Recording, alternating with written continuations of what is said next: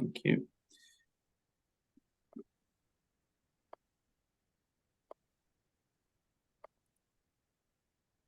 Okay, so I'm going to let everyone in now.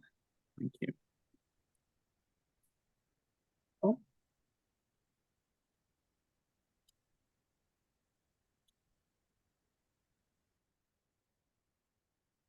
Hi everyone, welcome to today's event. I'm just going to give it a few more moments for a few more people to join and then we'll kick off. But thank you for joining us from sunny Liverpool today.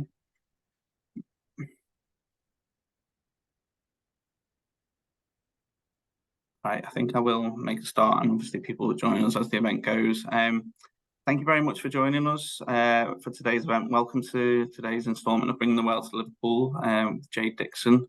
I think we're on about our 30th instalment of this series, and we're really pleased to be welcoming graduates back from all over the world throughout the series. So if this is your first Bring the World to Liverpool event, welcome. If it's, perhaps you've been to every event, so welcome back if you have. And we really hope you enjoy these events. And thank you for supporting us with it. Just before we start today, I just wanted to go through a few housekeeping rules. All your microphones should be on mute. Please keep that way throughout the event, just to avoid any interference. Please put your cameras on if you'd like, and would also advise you putting the speaker view on, so that's the best way to view today's webinar. This is an interactive session, so after I've asked Jade some questions myself, we'd love for you to ask your own questions, and you can do that via the chat box throughout the event. So send them in at the start or throughout today's event. Thank you again for joining us. So I'd now like to introduce today's speaker. We're delighted to be joined by Jade Dixon, who did an MA in Literature in 2018 and is now working as a senior project editor at Oxford University Press. Thank you for joining us, Jade. I want to hand over to you, and just if you could start by introducing yourself, please, Jade. Yeah, so I'm Jade. I'm a senior project editor at Oxford University Press, as Andy explained. I finished my master's degree in literature at the University of Liverpool at the end of 2018. Since then, I've worked in a few different jobs. I worked in admin before moving on to my first role in publishing as an editorial and production assistant for a journals publisher. And now I'm in my current role where I work on academic books, mainly psychology ones for Oxford University Press. That's great. Thank you, Jade. And could you just explain a little bit about what attracted you to study at the University of Liverpool in the first instance? Was there any particular draws for you? So when I finished my undergraduate degree, I knew I really wanted to do a master's elsewhere kind of straight away. And I was looking at a few different universities. It was a pretty easy decision for me to pick Liverpool. One reason was the city itself. So I'd visited with friends and I thought it was a really fun, exciting city. So I wanted to live there and study there. So that was quite a big reason, but I was looking at other places. Regarding the uni itself, I mean, it's a really respected university. I thought it would be a good place to continue my studying. And actually, at the time, when comparing it to other universities for my master's, it was one of the most affordable courses, which was also a nice little surprise. So that had an impact on my decision. And I would just say the course itself that I did sounded really interesting. So there was a variety of modules that I hadn't really experienced at undergrad or come across. So I was excited to study them. And that kind of led me to making my decision to study at the University of Liverpool. It's great to hear. And yeah, there's some lovely things to be said about the city there. So thank you for sharing that. You may have touched on a few of these in your previous answer, but I wanted to know what were your kind of favourite things about studying at the University of Liverpool. Have you got any particular highlights from your time here? I mean, again, I think I've said, the variety of modules on offer was really great. But, for example, I did a science fiction module on the master's, which was something entirely new to me. I'd never really read much sci-fi, hadn't studied it before. So that was really interesting to do something different. I think my undergrad course was a little bit more traditional in the literature that we were looking at. So that really appealed to me. We went into the archive for that module. There's a science fiction archive at the University of Liverpool, which I didn't know beforehand, but that was really cool to do as well. I'd never done any archive work before, so that was really unique. And I think on that module in particular, we thought a bit more, outside of just the text, and we were looking at things like the genre itself, the publishing context and history, which was really interesting and, kind of relates to what I'm working in now. So that was cool. I think I also just enjoyed the extracurricular stuff we did on our course. So in my master's, we did a few trips. We did a trip to Haworth in Yorkshire, where the Brontes were from. We did some theatre trips, like to see A Clockwork Orange at the Everyman, which is really close to campus. So that was cool. I think in general, I just loved the campus at Liverpool. It's a really beautiful campus, the red bricks. It's really nice. There's great libraries. It's really walkable, close to get to all your lectures and the library. Yeah, I just really enjoyed my time studying there. That's great. Yeah, we're pleased to hear you had such a positive experience, and yeah, that sounds really good. Thank you. You did touch on it a little bit earlier, but what did you do immediately after your University of Liverpool degree? Did you go straight into your role now, or did you try some other things first? Yeah, so when I finished university, I moved home, and I initially started working in admin.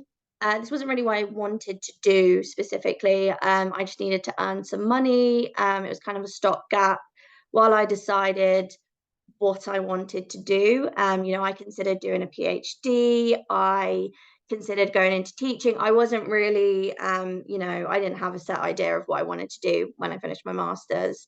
And eventually I decided that publishing interested me the most.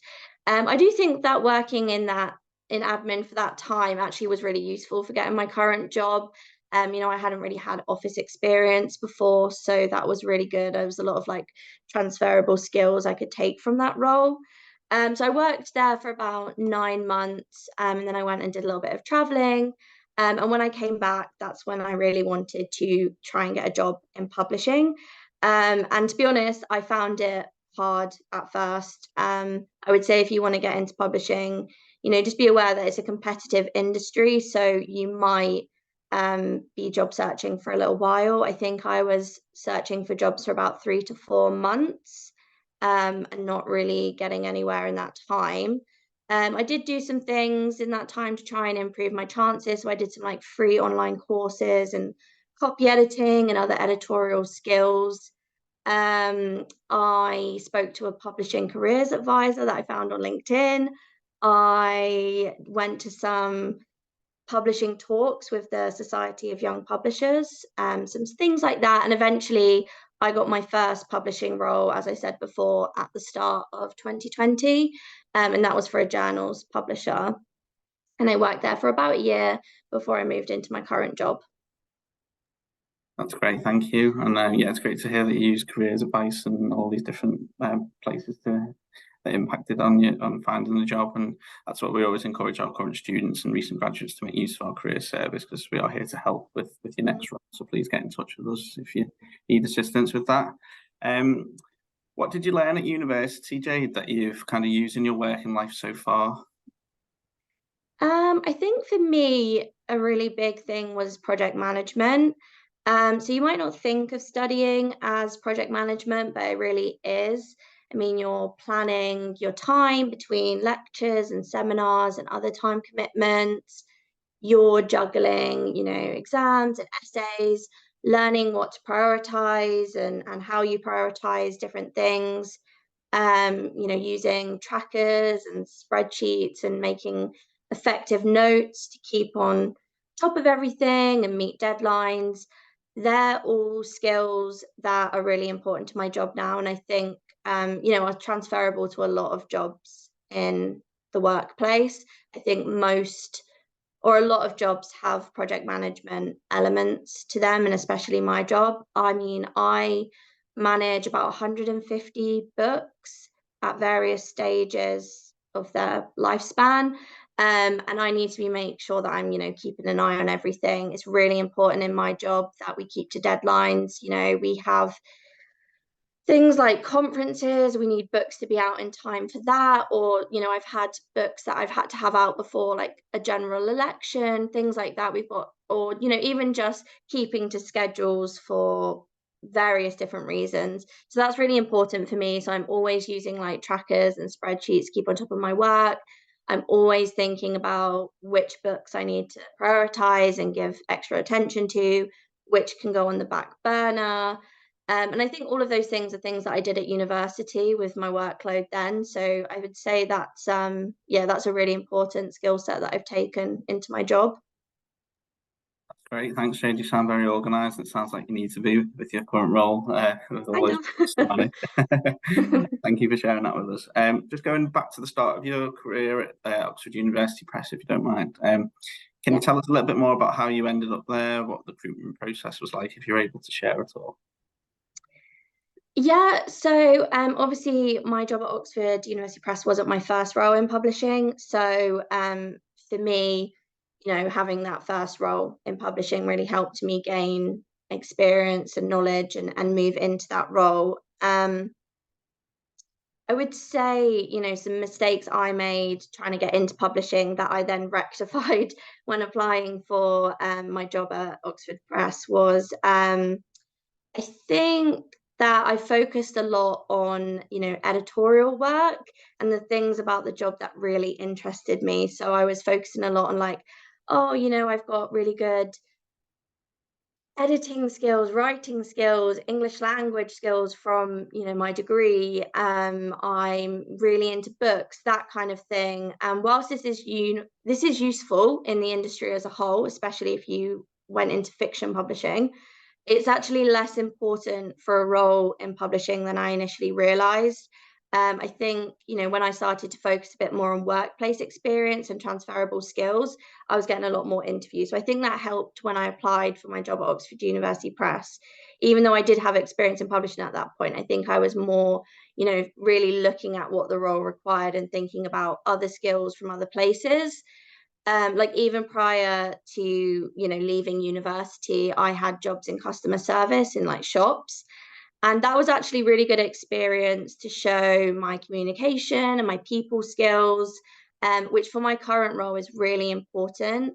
I'm the main contact for a lot of different teams, but mainly with authors, and that relationship is a little bit of a kind of customer servicey relationship, just in a little bit more of a complicated way.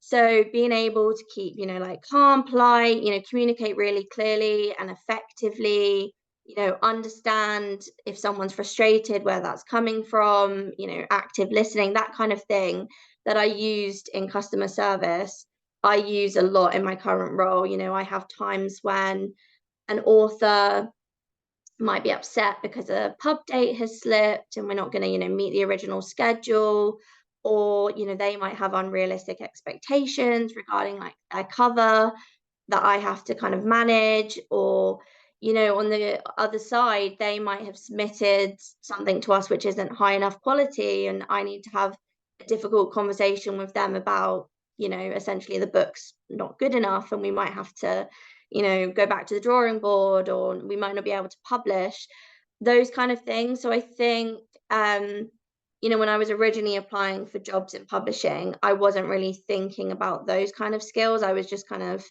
not thinking about all of my experience. So I think I've maybe rethought my skill set a little bit. Yeah, I think just not focusing exclusively on the editorial nature of the job helped me get into the current job I'm in. I think I showed that I was a bit more of a well-rounded candidate. I could cover all aspects that the job required, and I was really thinking about the day-to-day aspects of the job and not just the editorial parts, which are maybe, you don't do as much, basically. Really interesting. Thank you, Jade. The next question is, we've got some recent graduates and some actual current students in the audience today. What advice would you give to students or recent graduates who are looking to get into a role in a similar size organisation to the one you're at? I would say to consider all options when you're job searching. So try not to have too I mean, I guess you can have your dream job that you want to do, but I would say, try and widen your horizons a little bit and think about other jobs that you might also interest you. If you never know what you might enjoy, and especially if we're talking about publishing, there's a lot of different entry points to the industry. So you might work in marketing, rights, editorial, sales, production, PR, design, publicity. There's so many different avenues in the industry to work with books, and they all play a really crucial part. So I think that if you're only interested in one type of role, you might lose out on other opportunities. And equally, even if you were to say get a job in marketing at OUP, and then decide actually I'm more interested in editorial or whatever it is, I think once you're in, it would be easier to then go for that kind of role, and you're building experience, and you've got experience in different areas and different aspects that you could then bring in a unique way to like an editorial job. So I think that's a good way to think, and not limit yourself too much. I think also, you know, do your research well for any job that you're applying for. I mean, make sure you know at least a bit about the company, what they do, what they publish. So at AUP, you might want to read about the history a little bit. You might want to look at the website where we've got all our listings of the books, and take a look at what we're publishing, the kind of things we're publishing. I think when applying for jobs, yeah, just make sure you know what the actual job entails. I've kind of touched on this before and said I was initially focusing a lot on the elements of the job that interested me. And while those things are important, they might not be, the entirety of the role you're applying for. So I've helped to recruit for editorial assistant roles and my role as project editor at OUP. And I think the best candidates are the ones that have realistic expectations of the job.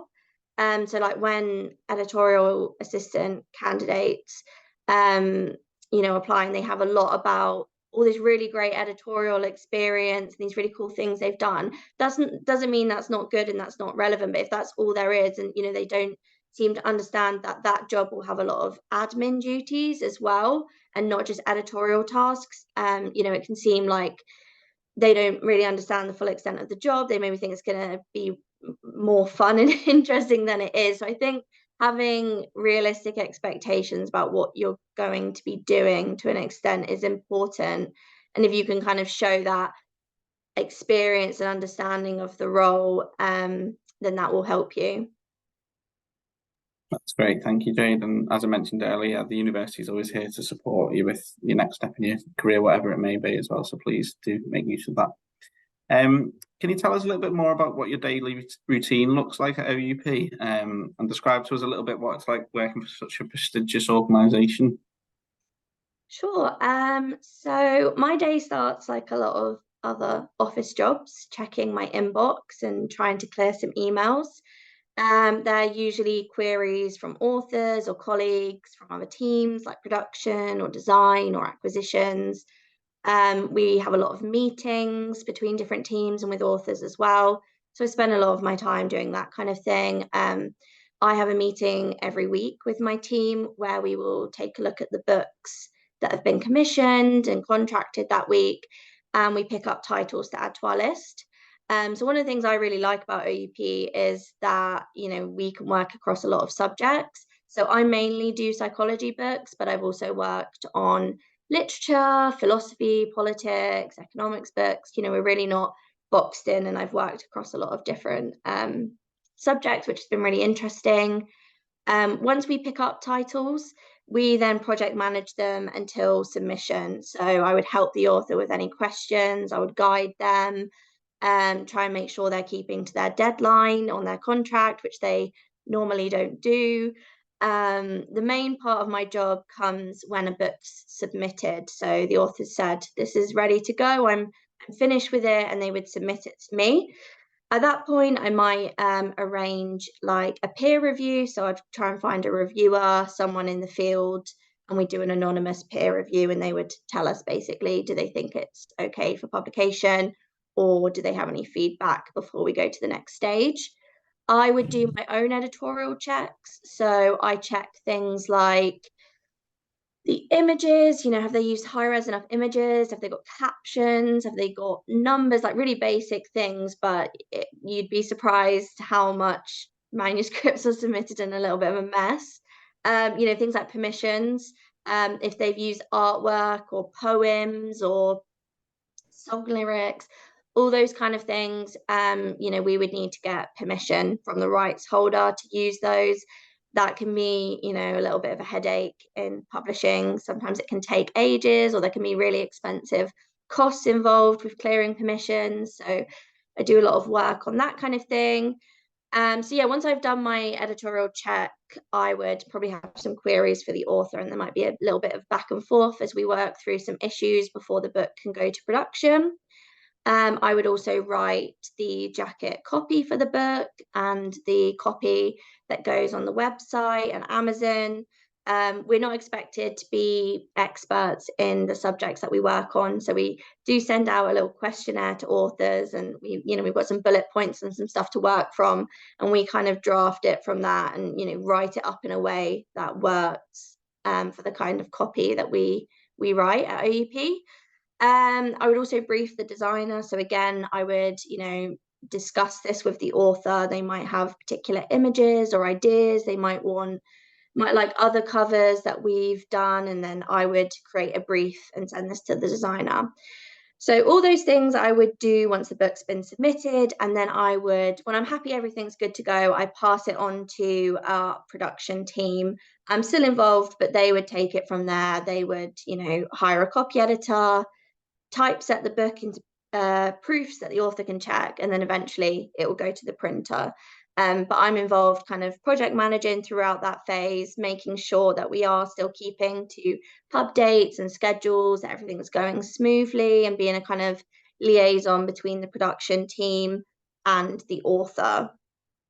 It's really good working for OUP. It's a really great organization. We have a really beautiful office. Look it up if you want to, but it's a really nice building. We have a museum it's just dedicated to the history of the press, especially the dictionary. We have a lovely big library and archive where we keep all of our books that we publish. And that's really cool because when a new book publishes, you can go take a look at the library, and if you've got an acknowledgement, in the prelims, that's really nice. You can go have a look and see your name in there. We have a lot of cool events as well. We do a lot of author talks that are obviously free for staff to go to. When the OED word of the year is announced every year, we have an event. Susie Dent comes down, and that's cool. So it's a really nice organization to work for. There's always a lot of interesting things going on.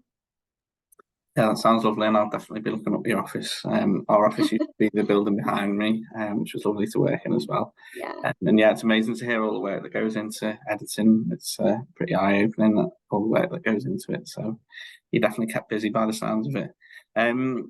Just a couple of final questions from me, if I may. Have you got any particular career highlights that you wanted to share so far? I think I just enjoy, we work with some really prestigious organizations and authors, which is really cool. I've worked with people that have Nobel Prizes, things like that. So it's just, it's really, really interesting to work with some people that are just like so amazing and interesting individuals.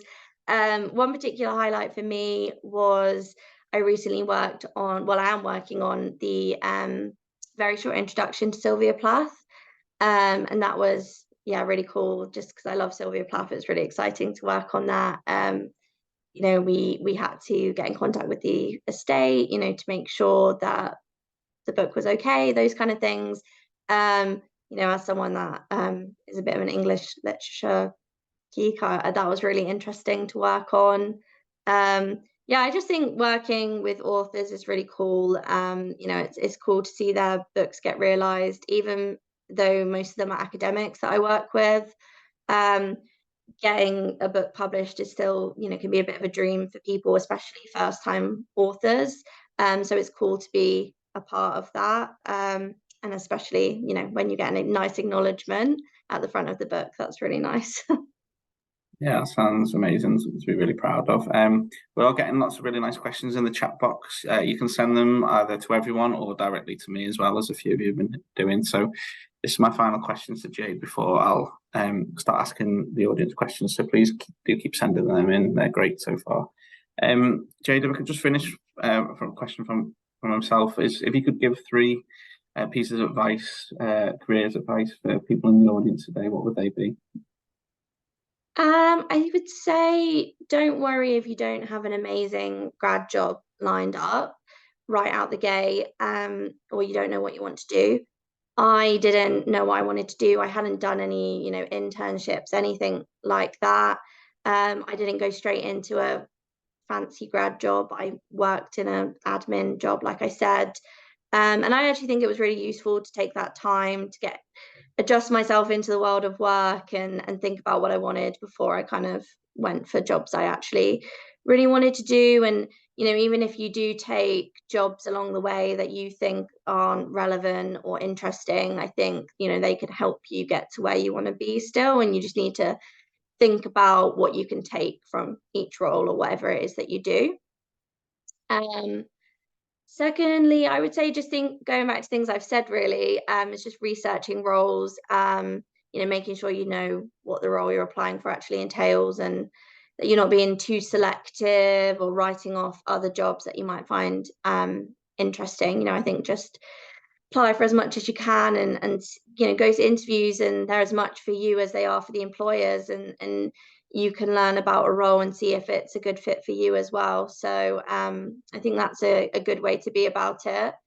And lastly, if you can, build your network. This goes for any industry, but for publishing, there are groups like the Society of Young Publishers.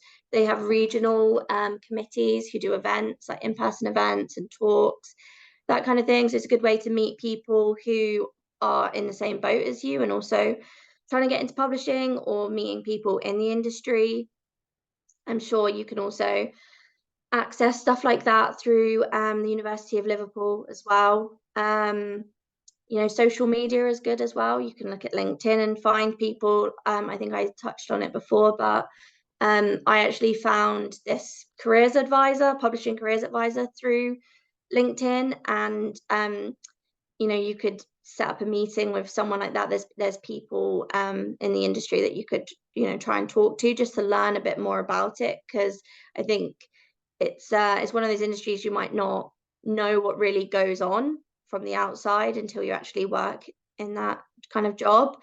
And Twitter is good as well. There's a lot of people that work in publishing that post a lot on Twitter, so you can just kind of search different publishing houses probably and find people that work there and post about their job, especially for like fiction publishers, people in marketing or publicity and those type of jobs. They're really active on Twitter, so you can find people through that, and searching for things like the Society of Young Publishers on Twitter, you can usually kind of find a bit of a community or other people in the same boat and kind of build your network and learn a bit more about the industry.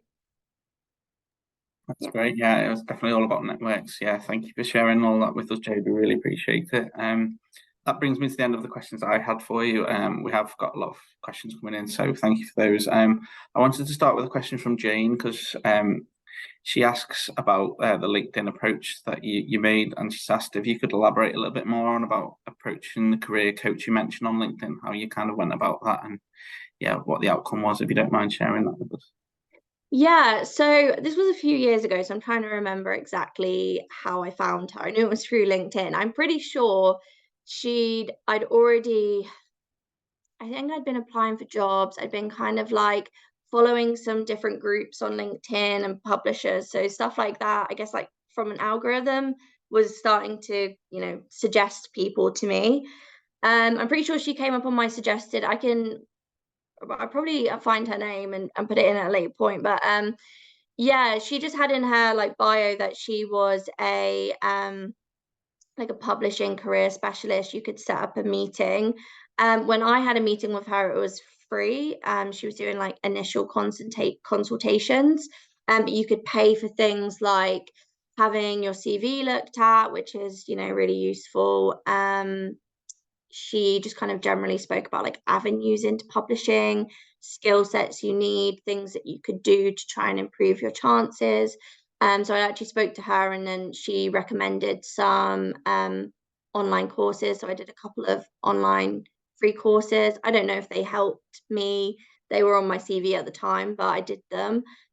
Things like that. I think just have a search round, you know, look up people. Don't be afraid to, you know, add people. I think if you've got if you want to reach out to someone and ask for advice, I think most people would be happy for you to do that. If someone was to message me on LinkedIn and say, you know, I'm applying for this kind of job, like, do you have any advice? I would be happy to speak to someone that was early in their career. So yeah, I think also it's good to look at people's accounts on LinkedIn, because that maybe have roles that you're applying for, because you can kind of see their career trajectory. So you could see, you know, where they went to university, what they did, any experience they might have, or jobs they've gone for. And even sometimes, you know, in people's job section on LinkedIn, there's like bullet points of what their duties are.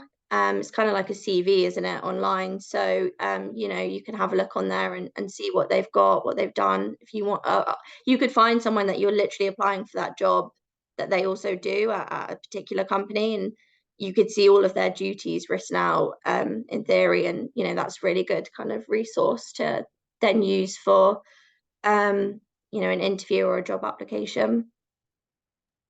Thank you, Jade, and yeah, thank you for the question, Jane. She's put a part on there for the answer, so thank you. Next question comes from Zanelia, who says, how do you work with government projects too? I think you mentioned general elections earlier. We work with some. I haven't really worked with any UK-based ones. I've done a book with the Swedish Peace Institute. So we do work with kind of organizations like that, but we tend to have like a contact in there. So it's kind of similar to any authored book. We have like one person that we work with. Yeah, with elections, you know, it might just be a simple authored book, but it's relevant to an election. So they want it to come out before that happens, just because it's going to be topical, and they think it will help the book sell better, really. Great, thank you, Jade. Our next question is made up of two questions. It comes from Saul. So he has a fun question and a serious question. And his fun question is, have you visited Hebden Bridge, which is the neighbouring village to Haworth, where Sylvia Plath used to live? And his serious question is, how can potential first-time authors make your job easier when they pitch to you? I haven't visited Hebden Bridge, but I should, and I will at some point when I'm up north again. I live in Oxford, but I will. Sorry, what was the second part of that question? Sorry, the second part was, how can potential first-time authors make your job easier when they pitch to you? Okay, so firstly, authors wouldn't pitch to me. So we kind of have the work split up between two teams at OUP. So we have acquisitions and we have content development, which is what I'm in. So content development is the more editorial side of things. So the acquisitions team, so like a commissioning editor, they would be the ones that would get pitched to. They would be the ones that would kind of be doing outreach at universities, getting to know academics, and they would be the ones actually contracting the books and deciding like the shape of a list. So we would have like the psychology commissioning editor. They would be thinking that way. We work really closely with them, but we do a slightly different job. So once the book's been contracted, that's when I would then pick up a title and start working on it. And I would work with the author, you know, just to make sure the book is like written correctly, essentially, and that it can be published.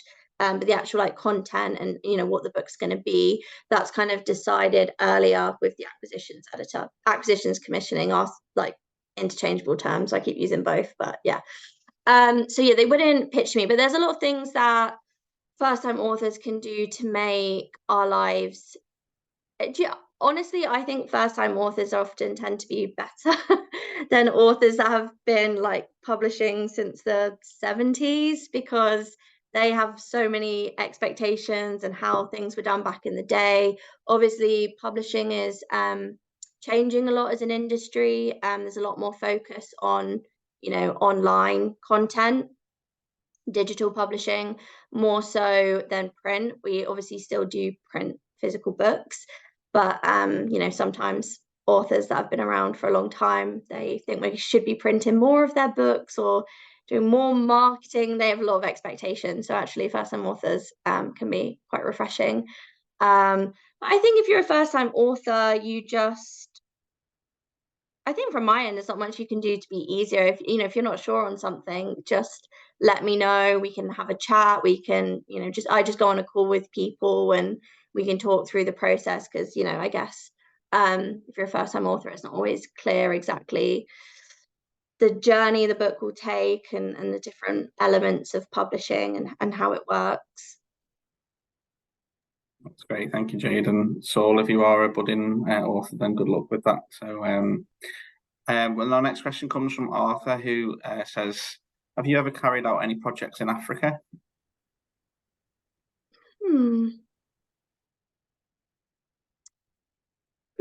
I mean, all our projects are commissioned in the UK, but we do a lot of books based on things all around the world. I'm doing a book on the Zambian economy at the moment. Don't do many economics books, but I am doing one on that. So we, obviously have a lot of academics from Africa.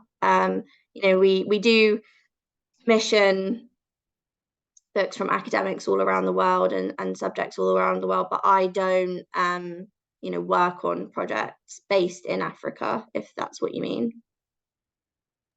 Thanks, Jade. The next question, I don't think there's a name on this one, but it's do you have a favorite book or author?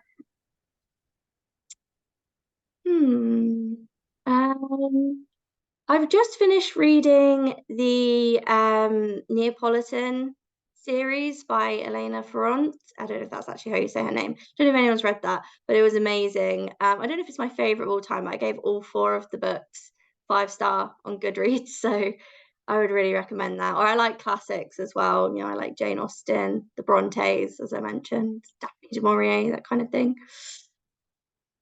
Yeah, there's a few people in the audience nodding their approval at that, so I'll have to look that one up. Thank you. Next question is, how do you handle working with such tight deadlines for publications? And did you always want to get into publishing? How do I deal? I think you just got to be proactive and always forward thinking in publishing. When you've been working in publishing for a while, you can start to see problems that might emerge in the future, and you can try and minimize that happening. Things that could happen in production. So yeah, I think I just try and always be forward thinking and trying to foreshadow problems and minimize issues in the schedule and things that might take up time. Just really good organization. I use Trello for my project management, so I have all my books as little cards on Trello. I don't know if anyone's ever used that, but it's quite a good project management site system thing. So that's really good. And I just I add lots of dates in my calendar and big exclamation marks, check this by this time. Just have to leave loads of notes to myself so I don't forget things. And you just got to make sure you're keeping to schedules and making sure things don't slip back. What was the second part of that question? Sorry, again. So did you always want to get into publishing? Well, no, not necessarily. I didn't really think about it prior to uni. It wasn't an industry I've always wanted to get into. I've always, been into reading and books. What I did at uni. And obviously that's kind of the natural industry you might want to go into if you've got that interest. But yeah, I wasn't 100% sure if I wanted to do it. As I said, I've thought about doing a PhD. I thought about continuing at university. But for me, working in publishing, especially academic publishing, I'm kind of feel like I've still got a foot in the door with that kind of career. You know, working with academics, you're publishing academic content. Some of it's really interesting stuff I still, really enjoy. As I said, I mainly do psychology, but I've worked on other lists, and our books are very interdisciplinary. So, I'm doing a book on the moment about like how mental health is portrayed in Western art and literature. And that's been commissioned as a psychology book. So some of our psychology books are a lot more, core like psychology, and some, there's a lot of different kind of content we publish. So it's really interesting. So I think that I found a good niche that I really enjoy there. Great, thank you again, Jade. Our next question is, you mentioned some of your career highlights before, but what have been the biggest challenges in your career to date? So probably my biggest challenge was my my first job in publishing. Obviously I started at the start of January 2020. So then we all know what happened. Was working from home. That was fine, but as I said, publishing is changing a lot. And the journals I worked on actually got bought out by another publisher. And that publisher, I was an editorial and production assistant. That other publisher outsourced their production tasks to another company. I think it was based in India. So when they bought out our journals, they no longer needed like basically what was half of my role. So they didn't really keep anyone.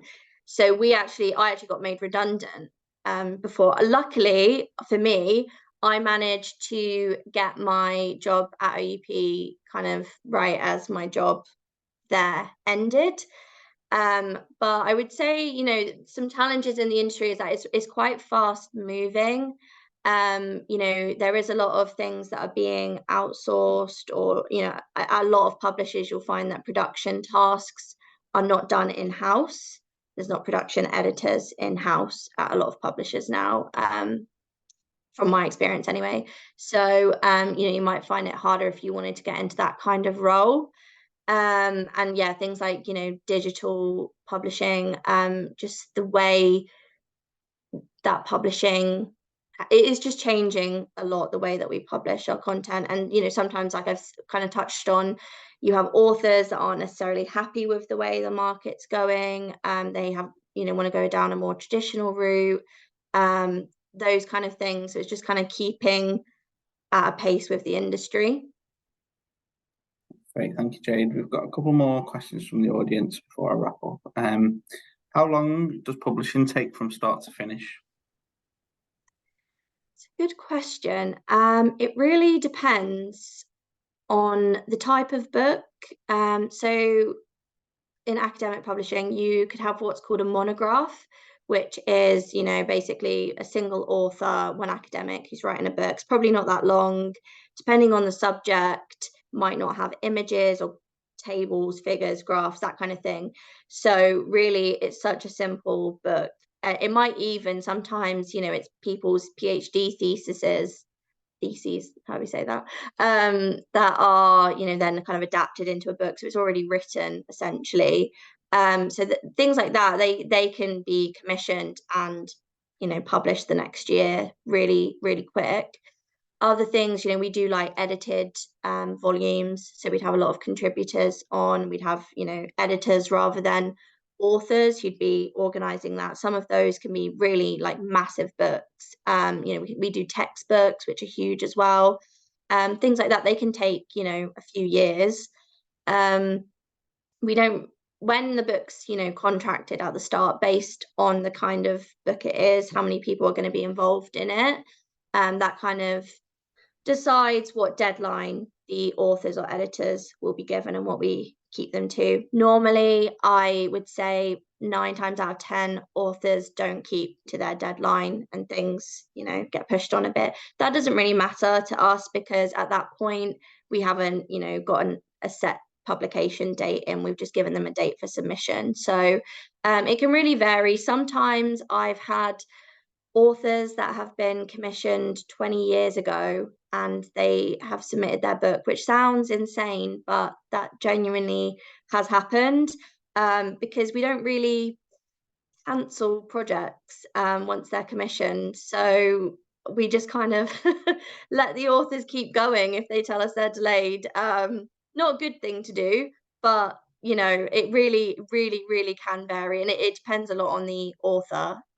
Some people are super keen, especially first time authors, they're so excited for it to come out. Other people that have published lots of times and are busy, we have a medicine list, so a lot of our medicine authors are also doctors, so that's just not their priority. So it kind of really depends across the different disciplines. Wow, 20 years, that's amazing. They're really Yeah. interested to hear. I think our final question before we wrap up, Jade, if you don't mind, is do you have any role models in the industry as you were kind of growing into it? And do you take advice from anyone in the industry as well at the moment? That's a good question.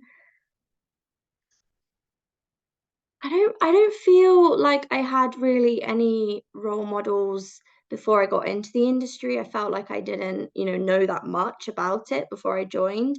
I think once, I got my first job, there was definitely people, senior to me that I looked up to and I spoke to about, so I could learn a bit more about aspects of publishing that I wasn't doing as like an editorial assistant. You kind of are just doing tasks for other people, so you maybe don't understand as much about the process. And like now, I'm learning a bit more about commissioning and doing some job shadowing, because that's not something I do in my current role, and that's something I would eventually like to get into. So my colleagues that do commissioning work at the moment, I'm speaking to them and trying to learn more from them. That's great. And that, I think, finishes our questions from the audience and from myself today. We're getting lots of lovely comments in the box.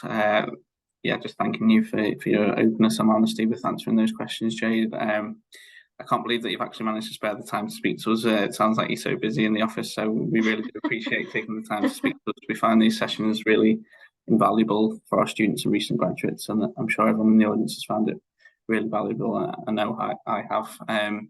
Thank you to everyone who's attended wherever you are in the world, and for your great questions. Our next event in this series will be taking place on Monday, the 20th of November, with a lady called Nina from She Said, which is a music company. So details of that will be released in the coming weeks. So please keep an eye on your emails for that. Just my final thank you is to you, Jade, for sparing your time, for being so open and honest, as I say, and for speaking to us. We really appreciate your time, and good luck with your future career at OUP and wherever else it may take you. Thank you, and thank you for everyone joining. That's the end of today's event. Thank you.